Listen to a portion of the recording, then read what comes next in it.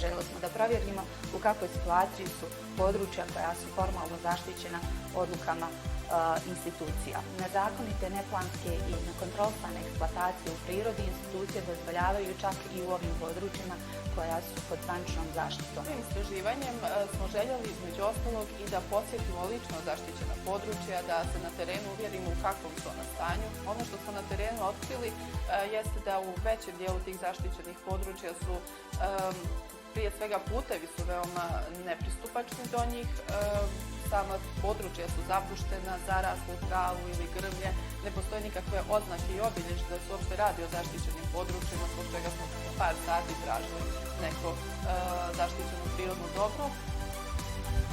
Prvenstveno želim da se zahvalim žiriju koji je moj tekst o nabavkama medicinske opreme koji je vršio UNDP proglasio za jedan način istraživanja korupcije u 2020. godini. Želim također da se zahvalim kolegama sa portala Tačno.net na podršci i dosadašnjem radu. Ova nagrada bit će mi potreba na tim da se bavim pisanjem o korupciji koja je nažalost prisutna u svim segmentima u Bosanskoj Hercegovini. Čast mi je i zadovoljstvo što se i ove godine moj tekst našao među nagrađenim pričama o korupciji.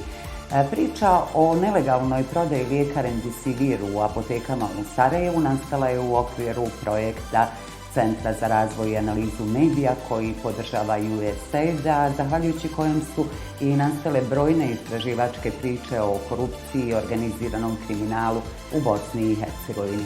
Još jednom se zahvaljujem svima onima koji su prepoznali moju priču kao jednu od onih koje treba nagraditi, a naravno zahvala ide i mojim kolegama u redakciji Fokusa koji su mi uvijek snažna podrška.